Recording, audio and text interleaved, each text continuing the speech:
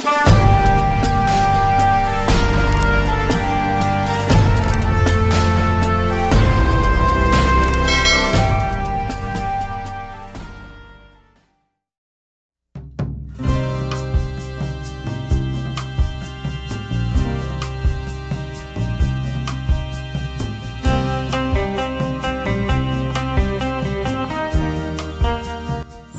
jumpa lagi rekan-rekan semua.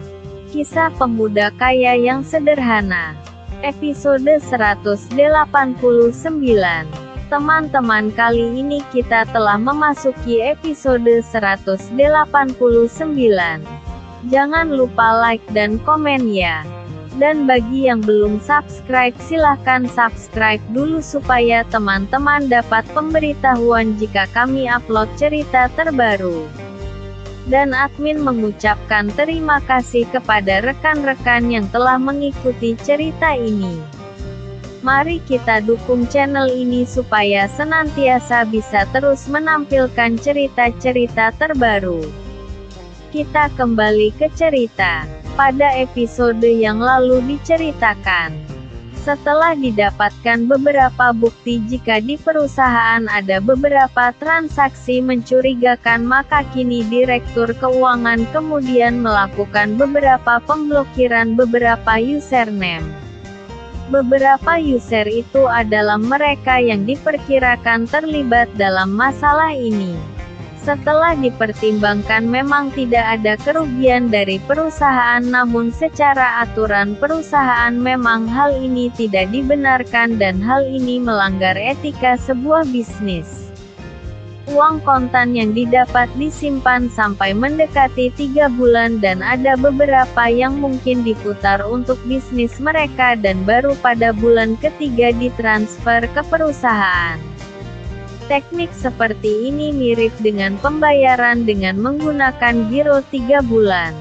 Namun Pak Theo dan para direksi lainnya adalah orang-orang yang kenyang dengan asam garam kehidupan sehingga situasi seperti ini langsung terbaca dengan mudah oleh mereka. Hanya saja ternyata kejadian seperti ini sudah berlangsung lama, bahkan mungkin dari perusahaan ini masih di tangan pemilik lama perusahaan ini. Pak Theo dan para direksi kemudian mengundang beberapa staf perusahaan untuk datang ke ruangan tersebut dan mereka meminta beberapa orang yang terindikasi melakukan kecurangan untuk datang ke ruang meeting di lantai 2 perusahaan ini. Orang-orang itu akan dipisah satu sama lain dan handphone milik mereka akan disita supaya mereka tidak dapat melakukan komunikasi antara satu dengan yang lainnya. Dan beberapa orang akan diberikan tugas untuk melakukan audit internal terhadap para karyawan tersebut. Kini para staf audit internal kemudian menuju beberapa titik yang telah ditentukan sebelumnya. Dan para karyawan itu tidak bisa berkutik ketika satu orang karyawan didatangi oleh 2-3 orang auditor. 2 orang auditor melakukan interogasi dan tampaknya mereka terlihat begitu syok dan sama sekali tidak menduga akan ada kejadian seperti ini. Saat itu mereka tidak ada persiapan sama sekali sehingga mereka tidak bisa mempersiapkan diri untuk berkilah dari pertanyaan-pertanyaan para auditor perusahaan. Dan ternyata kini semakin banyak bukti yang bisa didapatkan oleh para auditor. Dan hanya dengan waktu sekitar 2 jam ternyata kini semua urusan ini telah selesai dan para staf tersebut telah membuka semua informasi yang dibutuhkan oleh para auditor perusahaan. Rupanya para staf itu sangat panik sehingga mereka akhirnya membuka semua rahasia yang selama ini mereka tutup-tutupi. Jam 4 kini semua permasalahan telah selesai untuk hari ini. Dan besok masih akan dilanjutkan untuk proses selanjutnya. Memang perbuatan yang dilakukan para karyawan itu tidak merugikan perusahaan secara langsung. Tapi tindakan ini dianggap telah melecehkan dan merendahkan sistem yang ada di perusahaan ini. Hari ini Andi sampai di rumahnya pukul 5 sore dan hari ini Andi mendapatkan kabar kalau keadaan Yogi sudah lebih baik.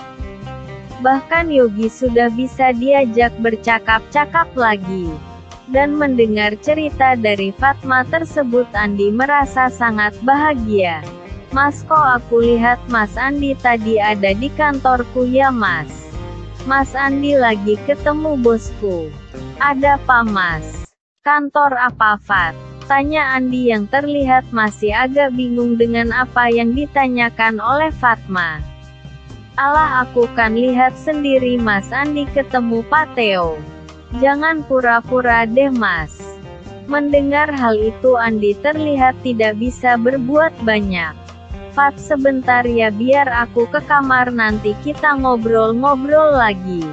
Mas Andi mandi dulu deh, kata Andi sambil berlalu dari depan Fatma.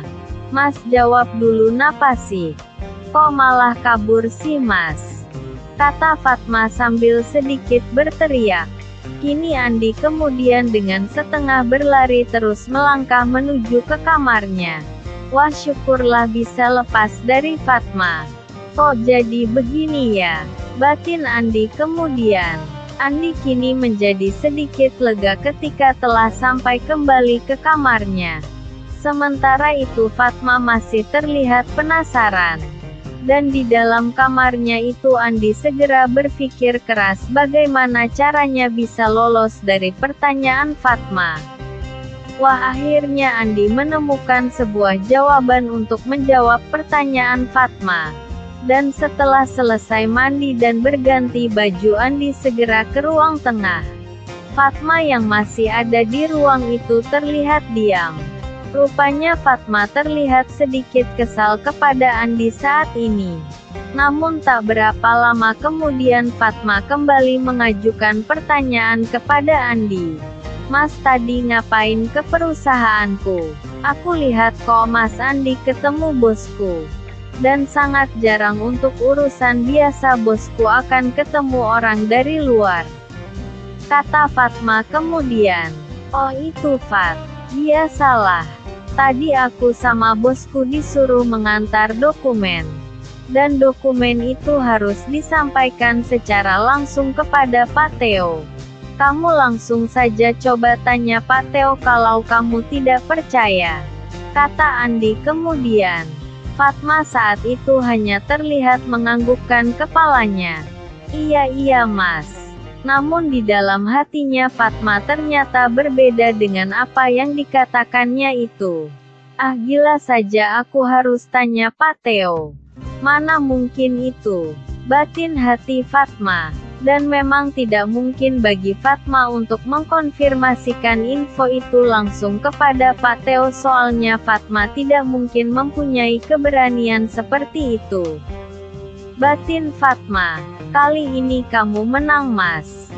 Tapi lihat saja lain kali. Rupanya Andi kali ini terlihat mulai sedikit kebingungan. Wah, kalau begini terus lama-lama pasti terbongkar deh aku. Fatma akan aku pindahkan ke bagian lain saja deh, kata Andi di dalam hatinya. Dan Andi kemudian terus memikirkan bagian mana dari perusahaan itu yang cocok untuk Fatma. Dan malam ini Andi kemudian menghubungi Pak Theo melalui aplikasi perpesanan dan menjelaskan segala sesuatunya kepada Pak Theo. Rupanya bagi Pak Theo informasi itu terasa begitu lucu sehingga Pak Theo terlihat tertawa ketika membaca pesan dari Andi tersebut. Pak Theo akhirnya membalas akan mengatur segala sesuatunya esok hari ketika sudah sampai di kantor. Dan penempatan Fatma di staf direksi ternyata juga luput dari pengawasan Andi selama ini. Dan ketika mendapat jawaban dari Pak Theo maka kini Andi terlihat lega. Dan malam ini Andi kemudian terlibat pembicaraan dengan beberapa rekannya. Malam ini Andi masih belum mendapat jatah jaga malam untuk menjaga Yogi di rumah sakit.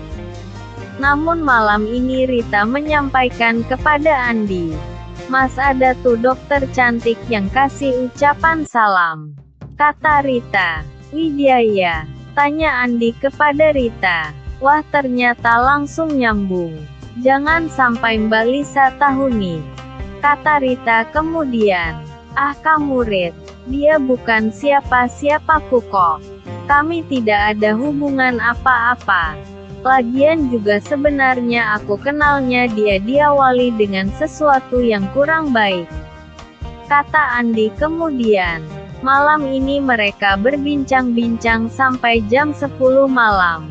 Dan ketika menjelang tidur Andi membuka handphonenya dan ternyata ada pesan dari Pak Andre yang mengingatkan Andi kalau besok Andi harus datang ke perusahaan baru yang kini dipimpin oleh Ibu Francisca. Pesan itu hanya dibaca oleh Andi dan Andi tidak membalasnya karena ternyata pesan itu dikirimkan jam 6 sore tadi. Kini malam semakin larut dan Andi telah terlelap dalam tidurnya. Tanpa terasa kini hari telah berganti dan pagi pun kini telah datang. Hari ini jam 8:30 pagi Andi telah datang ke perusahaan barunya itu. Hari ternyata pelatihan leadership untuk para pimpinan perusahaan telah berakhir.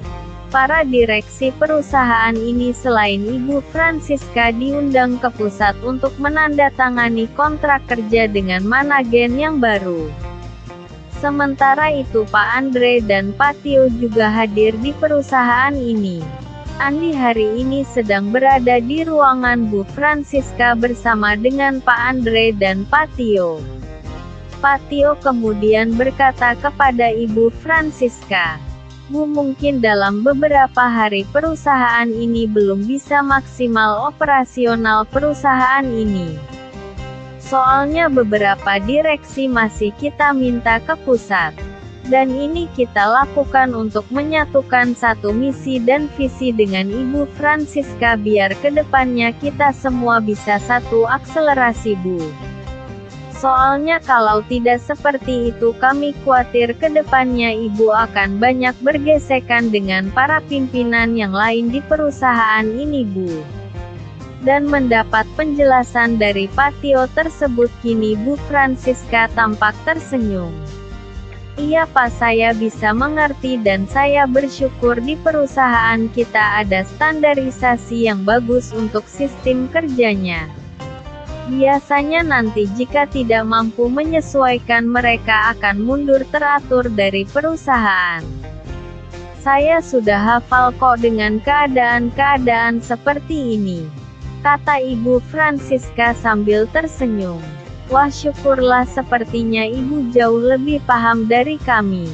Lalu apa Ibu ada masukan Bu biar kami bisa memfasilitasinya, kata Andi. Dan mendapat pertanyaan dari Andi tersebut kini Ibu Francisca kemudian berkata, begini Pak Andi saya terus terang ingin mendapatkan semacam bantuan orang yang berasal dari grup perusahaan Bapak.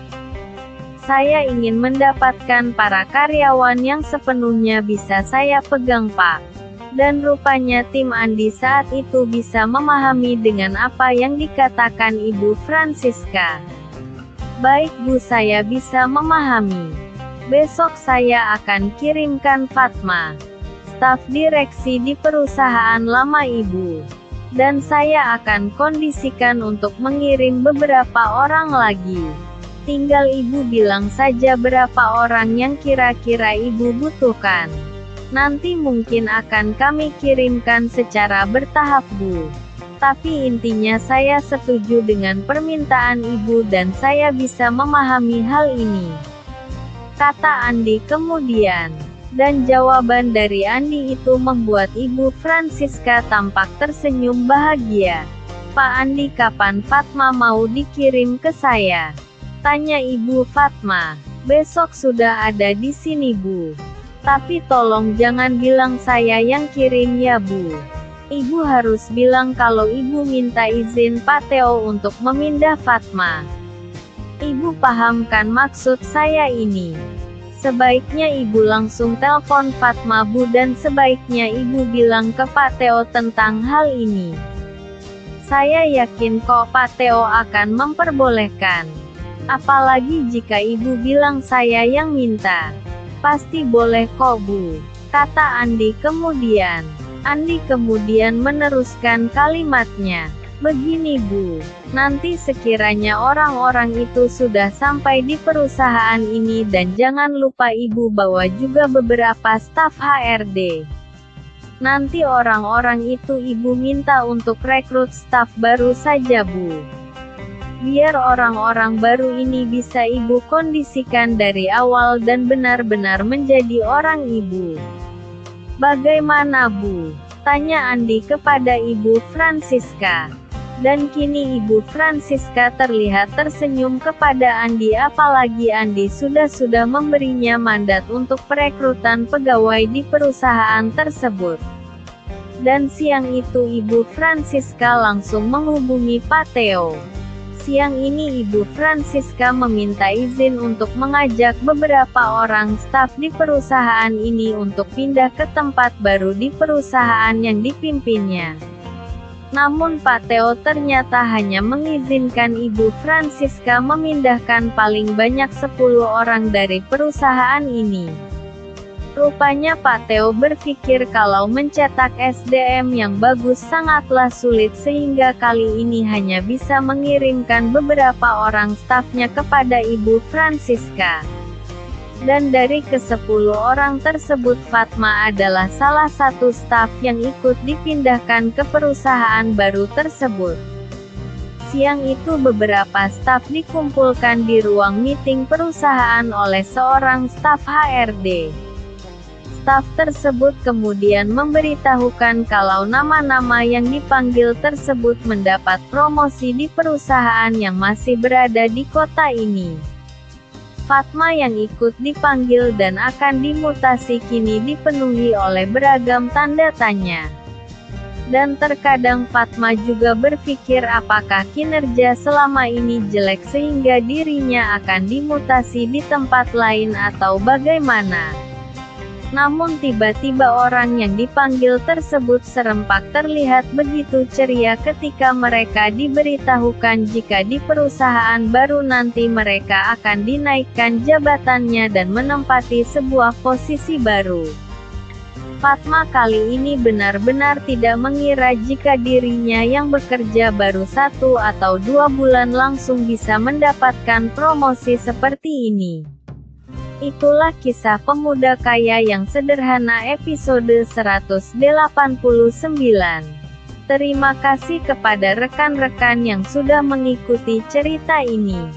Jangan lupa like, subscribe, dan bagikan cerita ini kepada rekan-rekan Anda. Silahkan rekan-rekan tulis saran dan komentar Anda. Dan mari kita majukan channel ini supaya kita bisa terus menikmati cerita ini. Terima kasih.